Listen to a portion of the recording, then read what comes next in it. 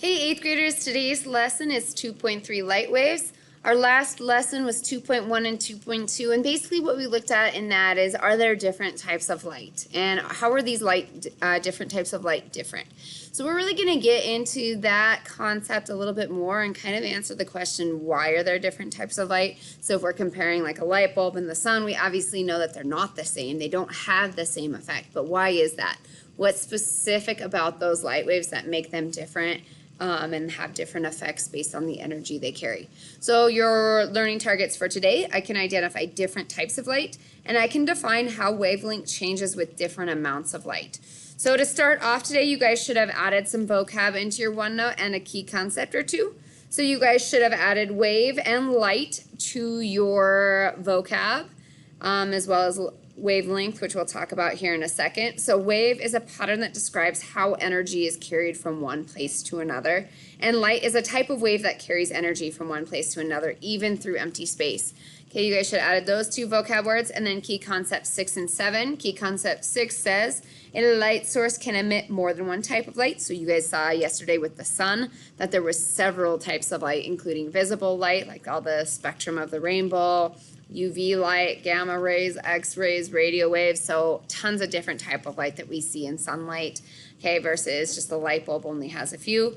And then key concept number 7, different types of light have different wavelengths, and that's really what we're going to focus on in this lesson today. Okay, with that being said, you guys should have also added this little vocab term and image to help you describe wavelength. So wavelength is a difference from one peak of a wave to another. So these are both two examples of a wavelength, which is a wave that carries light. Okay, and then if we look at the little peaks, the peaks are the top of the waves, and then the little valleys are the bottoms of the wave. But if we measure from one peak to the next nearest peak, that's the wavelength. So obviously this one has a longer wavelength, and we're going to talk about how that deals with energy, and that kind of relates to how much damage or how many changes light can do to an object. Okay, this one has a shorter wavelength, so we're going to see more waves of light in this little segment of light. So if we compare this one, it has a longer wavelength. We only count 1, 2, 3, 4, 5, 6, about 7 waves, versus here we have 1, 2, 3, 4, 5, 6, 7, 8, 9, 10, 11, 12, 13. So we're carrying a little bit more energy in this one here. Okay, but we'll come back to that later. Okay, then you guys should have done your activity 2 warm up. Again, at any point you guys need to pause this video, go ahead and do so. Okay, we're looking at 2 different sources. We saw yesterday the sun carries light, and it has all these different types of light in the sun, versus a light bulb, like maybe a grow light bulb for plants specifically, has just these 2, visible and infrared. Okay, so the sun emits all types of light. A grow bulb is designed to emit a lot of types of light that plants need for growth, and very little of the types that plants don't need, or the type that might even damage plants. Okay, so with your question, how is light from a grow bulb different from light from the sun? Use the information in the diagram to explain. So explain that here.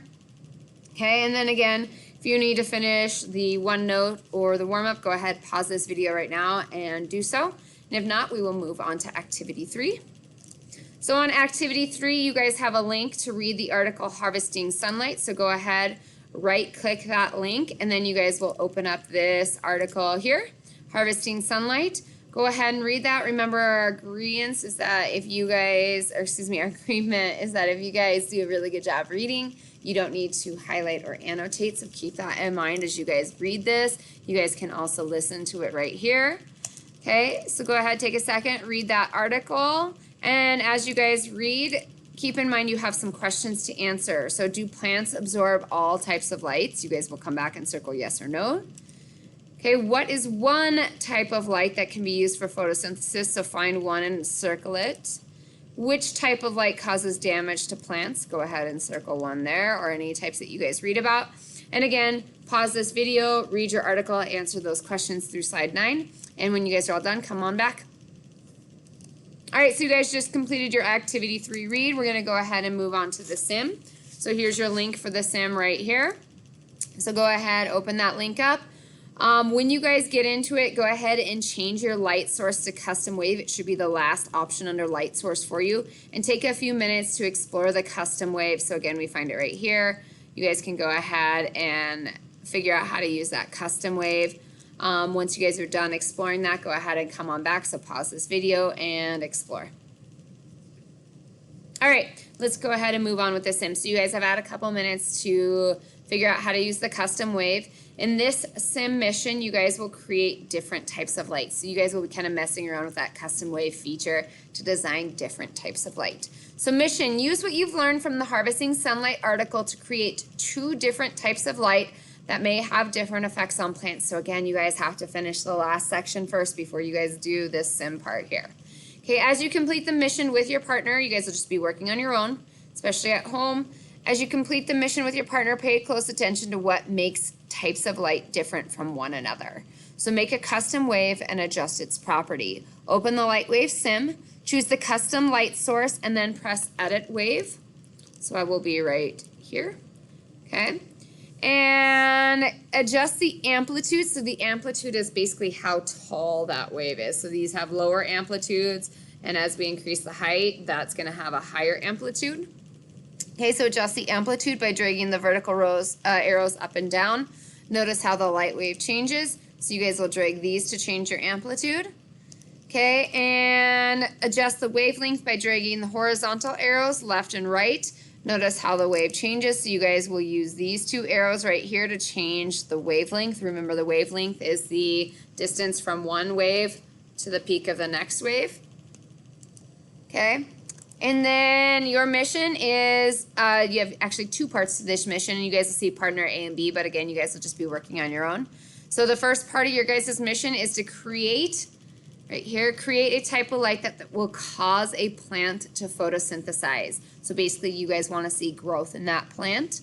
And the second part of the mission is to create a type of light that will cause a plant to be damaged. So you guys will kind of see what you guys can do to that to cause damage.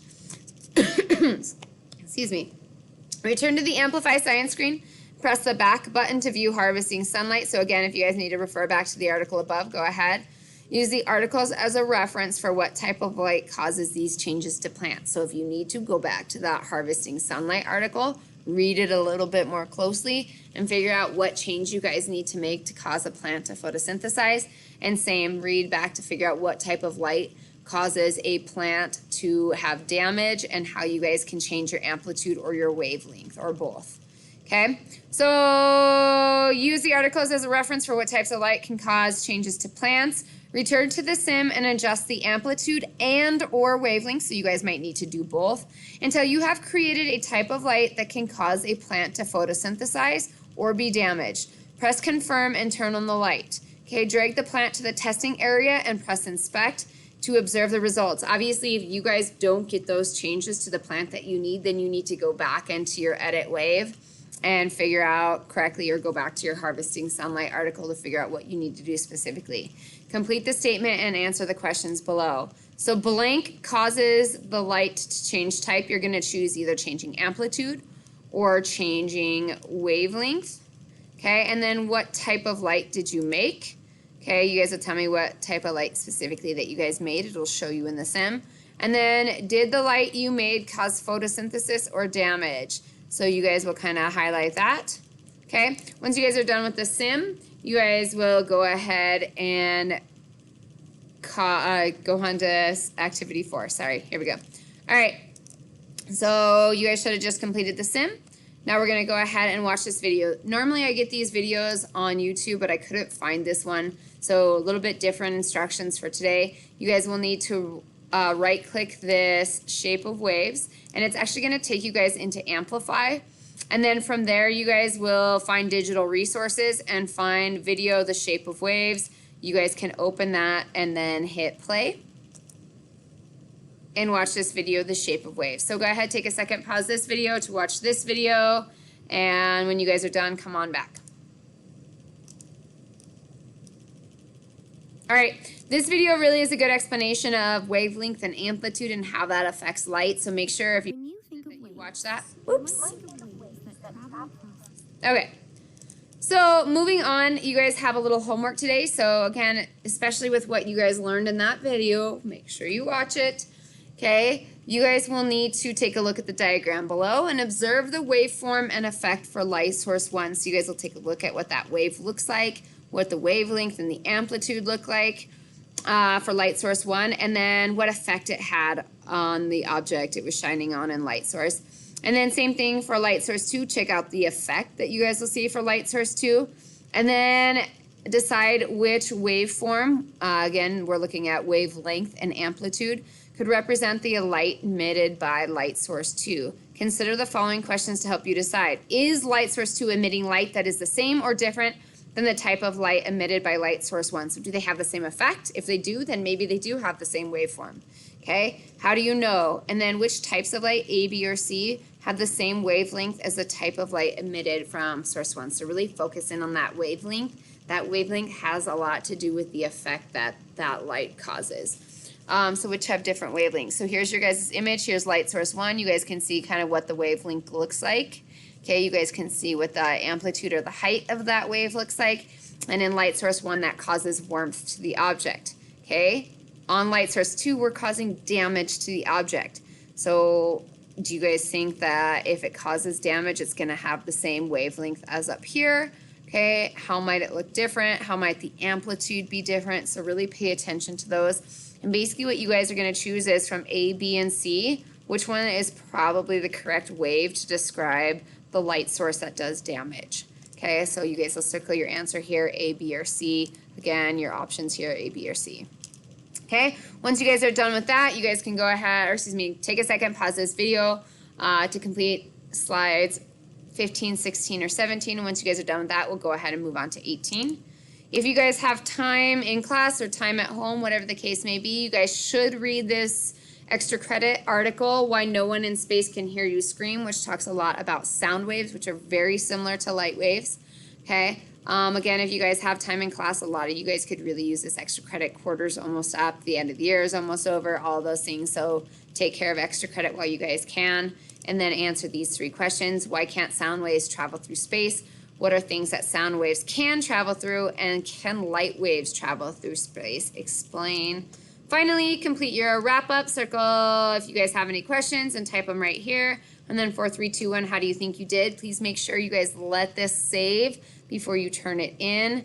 And you guys are all done. Go ahead and have a great day. Thanks.